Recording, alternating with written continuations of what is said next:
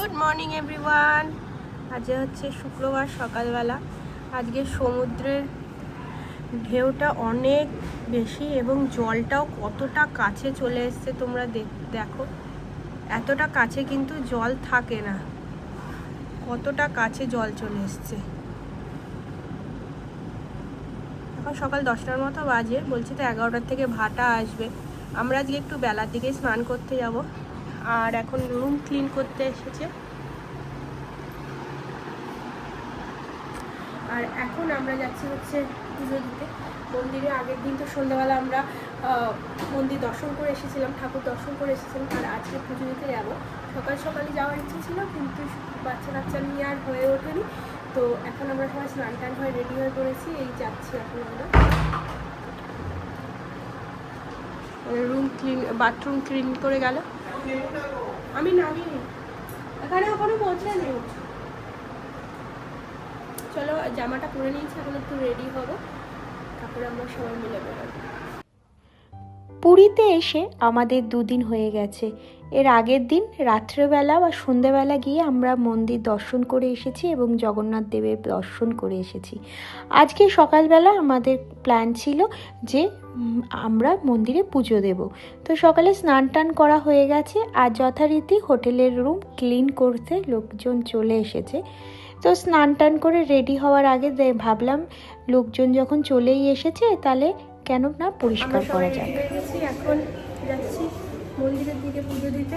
বাবা আর মা আর ওরা সবাই আগে এগিয়ে যাচ্ছে, দেখাই। হ্যাঁ, সোম ছাতা নিয়ে দাঁড়িয়ে আছে, বাবা আসছে। ও আরেকজনও কাঁধে ছাতা নিয়েছে, দুজন। বাবা সিনিকাও নিয়েছে। চলো চলো।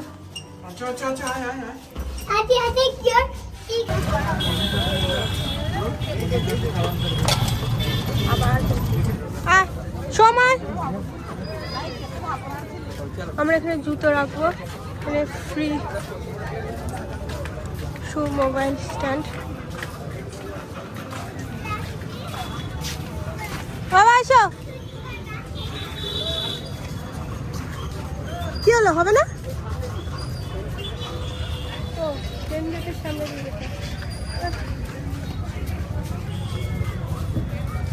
Free shoe and mobile stand. এখানটা একটা করে ব্যাগ দেয়, তারপরে তুমি ছাতা মোবাইল সব রাখতে পারো। এর আগের দিন আমরা বাইরে রেখেছিলাম, মা বলা ওই দিকে বাইরে রেখেছিলাম। এখানে একটা দ্বার আছে।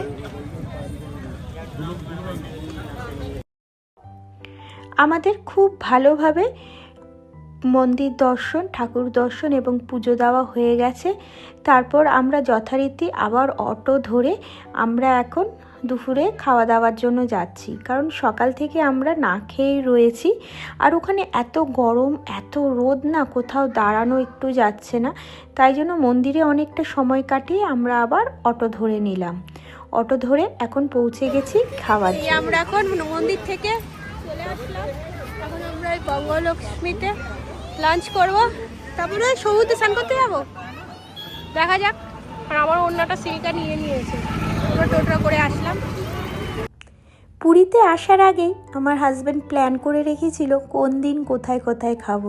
তাই আজকে দুপুরে আমাদের প্ল্যান ছিল বঙ্গলক্ষ্মীতে খাওয়ার জন্য। এর আগেও যখন আমরা পুরী এসেছিলাম বঙ্গলক্ষ্মীতে খেয়েছিলাম, খুব ভালো। তো আমরা যথারীতি থালি অর্ডার দিয়েছিলাম। প্রথমত বলছিল থালি পাওয়া যাবে না, কিন্তু পরে বলল হ্যাঁ হবে। তো আমরা এক থালি নিয়েছিলাম, আর একটা ফিশ আলাদা করে অর্ডার দিয়েছিলাম। তো এখানে ভাত, পাঁপড়, ডাল, তারপরে আলু ভাজা, চাটনি, ডিম, তারপরে পনিরের একটা তরকারি মতো দিয়েছিল। তো চলো, আমাদের খাওয়া দাওয়া কমপ্লিট হয়ে গেছে, খুব ভালোভাবে শান্তিমতো খেলাম। তারপরে হাঁটা পথেই আমাদের হোটেল চলে আসলাম। এরপর খাওয়া দাওয়ার পর আর কোথাও যেতে ইচ্ছা করে না, এবার সোজা যাব একটু রুমে রেস্ট নেব। পরের ভিডিও পরের ব্লগে আসছে।